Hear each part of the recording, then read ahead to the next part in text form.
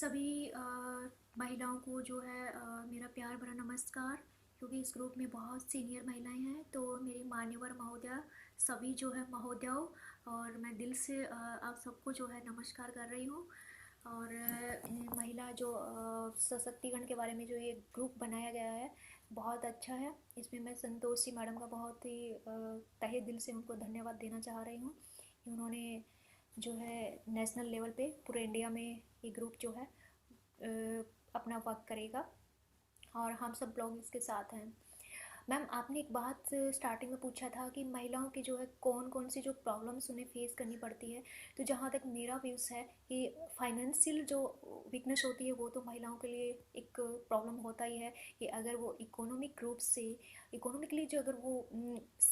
अपनी उसकी कंडीशन अच्छी नहीं है, तो हाँ उसे प्रॉब्लम होती है, हर जगह वो प्रॉब्लम फेस करती है। बट सेकंड जो मैं ये चाह रही हूँ कि जो महिलाएं जो होती है उनको जो प्रॉब्लम फेस करना पड़ रहा है, वो जो है महिलाओं की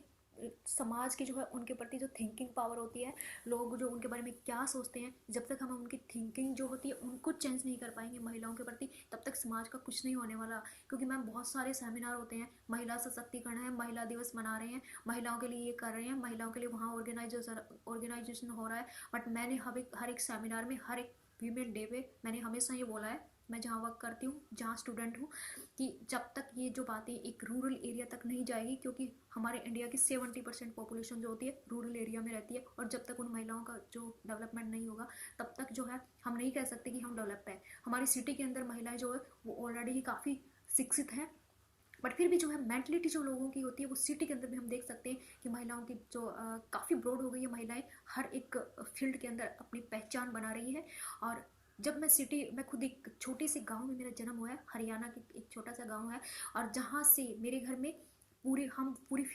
गर्ल्स ही है, क्योंकि मेरी मम्मी है वो भी सिंगल है, मेरी मम्मी के भाई नहीं है, नानी जो है उसके कोई लड़का नहीं हुआ। दूसरा मेरा मॉम है, मेरे पेरेंट्स के भी कोई लड़का नहीं है, हम सिर्फ लड़कियां हैं।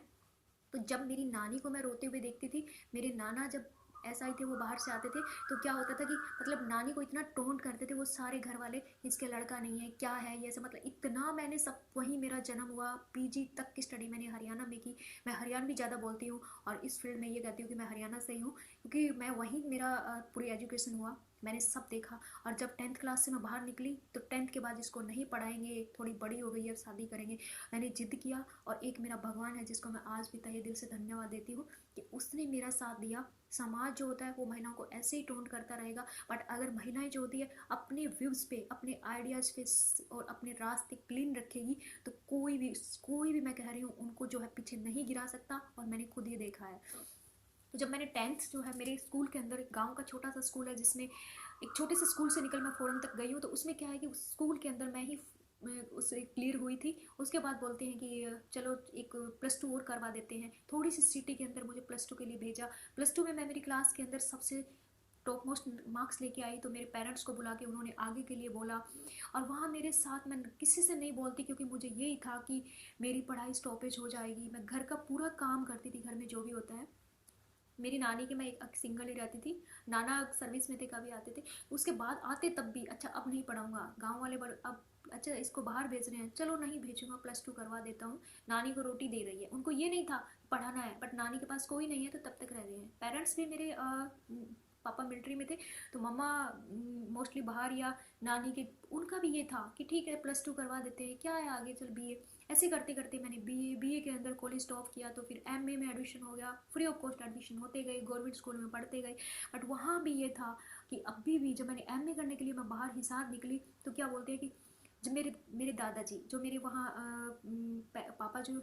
आते हैं छुट्टी पे, तो लड़की को बाहर भेजा है, दूसरी तो मेरी प्राइवेट कर रही है, तो प्राइवेट क्यों नहीं करवा देता, बाहर बना के क्या तू इसको लेक्चर लगाएगा, फलाना लगाएगा, धिकड़ा लगाएगा, इतना सुना है, इतना सुना है। और मुझे इतना गुस्सा कि फैमिली में पहला तो ये सिखाया कि किसी के सामने बोलना नहीं है, और दूसरा ये कि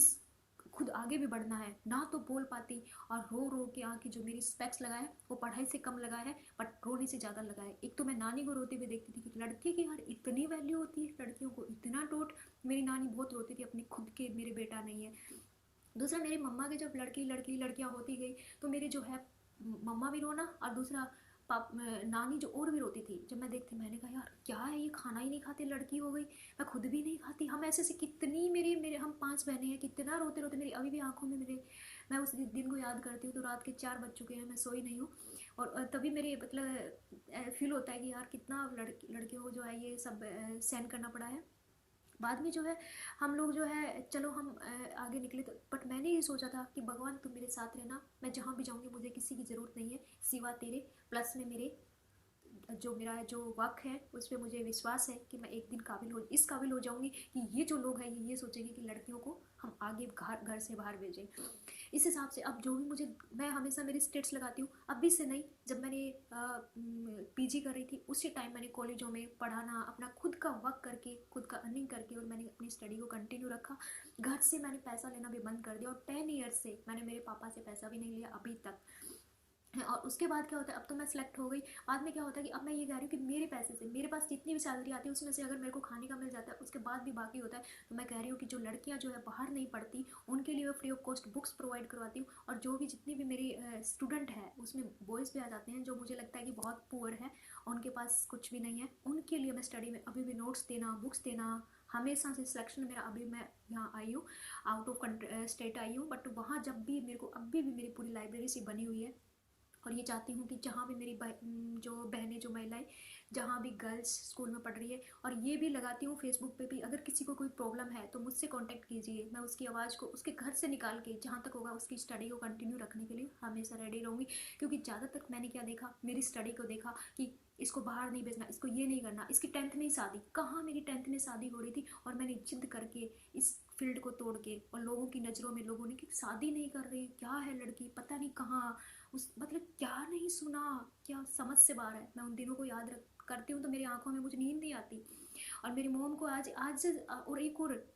आज हम देखते हैं कि हम सेलेक्ट हो गए हैं, फिर भी पता है लोग क्या बोलते हैं, जो हमारी सैलरी आ रही है हमें सब पता है, हमारे पूरे पुलिस वेरिफिकेशन सब, बट फिर भी मोम को कि क्या लड़की प्राइवेट घूम रही होगी। अब ये क्या है, ये वो ही गाँव की महिलाएं जो, मैं ये कह रही हूँ कि मम्मा को एक ही बोला, मम्मा तुझे बोलना नहीं है, तुझे पता है तेरी बेटी सिलेक्ट है, तो लोगों की बातों में तुझे क्या मतलब है, कोई कुछ भी कहे, ये तो वही लोग है ना जो उस टाइम भी बोला था कि बाहर भेजोगे तो क्या बन के आएगी, ऐसे ही कहाँ नौकरी है, कहाँ ये है, प्राइवेट घर पे कोई कर ले, शादी नहीं करे, मतलब कितना मैं समझ नहीं सकती कि लोगों की थिंकिंग इतनी क्यों है। मैं हमेशा हर एक पॉइंट पे जहाँ भी मैं जैसे इंटरनेशनल लेवल पे भी अपनी कॉन्फ्रेंस के लिए पीएचडी के वक्त के लिए गई थी, तो वहाँ भी हम लेक्चर दिया तो मेरा यही था कि how can we change the thinking power of the people towards the women's, unless we will not change the thinking power of the people towards the women, we can not जो है grow as our जो है CM PMs are sayings that बेटी बचाओ फलाना, मतलब बहुत ही हमारी योजनाएं चल रही है,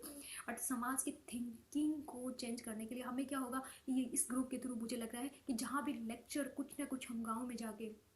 मोटिवेशनल लेक्चर वहाँ पे दे, ऐसे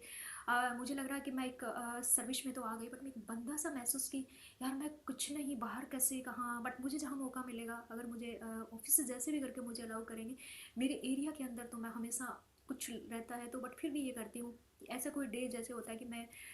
वीमेन के लिए, अभी जैसे मुझे जब भी जाना होता है कि महीना 4 महीने बाद जाना होगा, ऐसा जाना होगा, तो जो कॉलेज होते हैं मोटिवेशनल लेक्चर के लिए मुझे ऑलरेडी जो है इन्विटेशन मिले हुए होते हैं, मुझे बड़ी खुशी होती है। और वहाँ से मेरे कॉन्टैक्ट ऑलरेडी मैं लिख के आती हूँ कि जो भी महिलाएं, जो भी गर्ल्स कॉलेज में पढ़ रही हैं, किसी तरह की प्रॉब्लम्स है प्लीज़ मुझसे कांटेक्ट कीजिए। और जो मेरी फील्ड में है उनको पता ही है,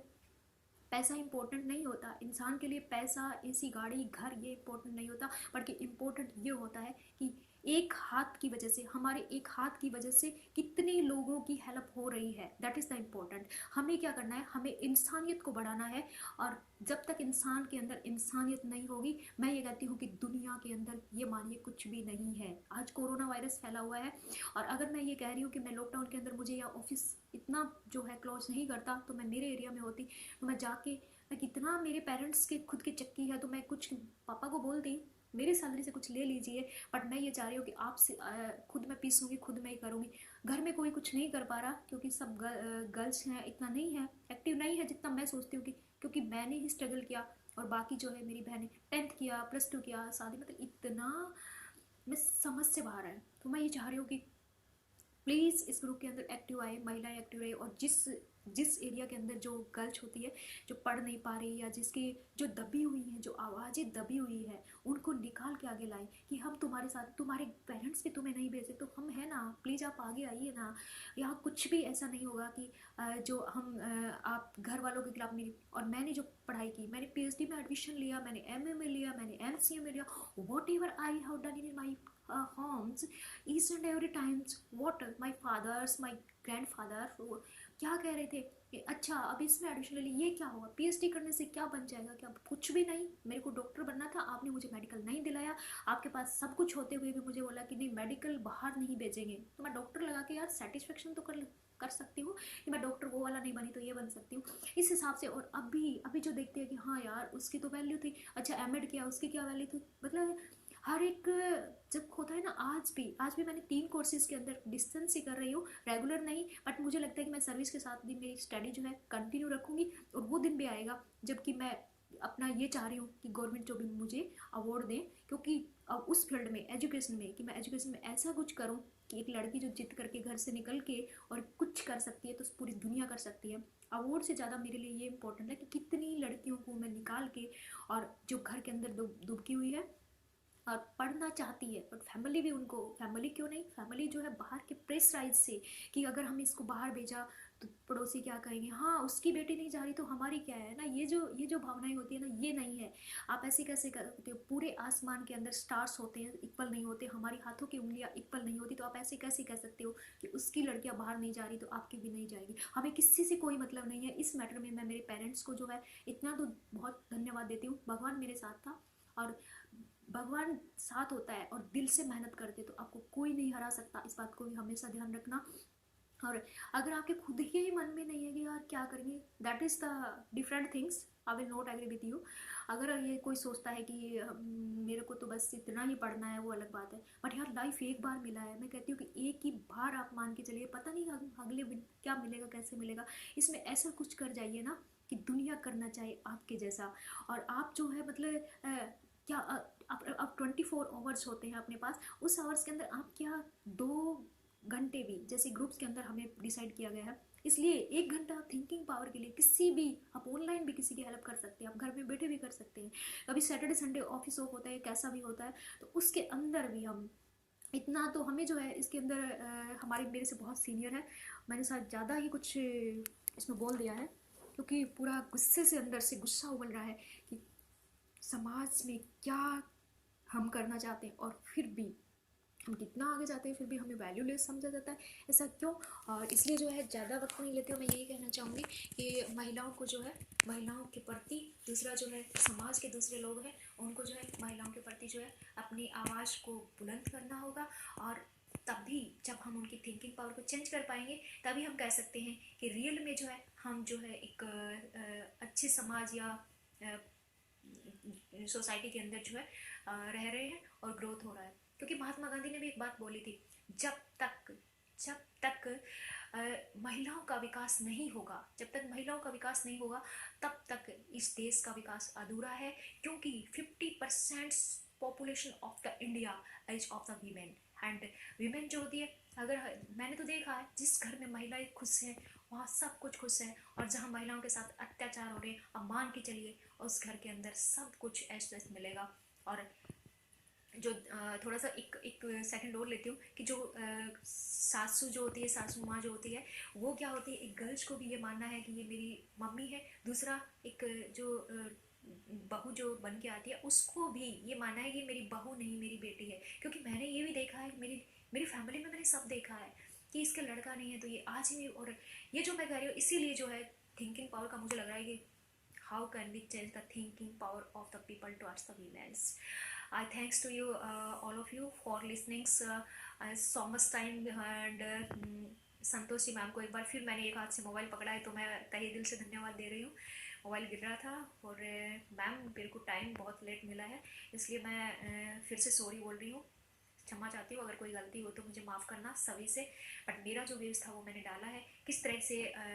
एक अभी तो मैं एक गर्ल्स के रूप में किस टाइप से हम स्ट्रगल करके आए हैं, कहाँ से हम निकले हैं, बट समाज की व्यूज़ हमें चेंज करना है और हमें अपने रास्ते सब साफ रखना है। भगवान हमेशा हमारे साथ है। मैं सबसे ज़्यादा जो है भगवान पे विश्वास करती हूँ, बाद में अपने पेरेंट्स पे, उसके बाद सब आते हैं। ओके, कोरोना है, कोरोना से बच के रहना। कोरोना कोई रोड पे ना निकले, हमारे प्रधानमंत्री ने भी हमें ये मैसेज दिया है। तो प्लीज़ जहाँ अगर हमारा जान है तो जहान है, इसे कभी मत भूलिए। घर पे रहिए, सुरक्षित रहिए। ओके।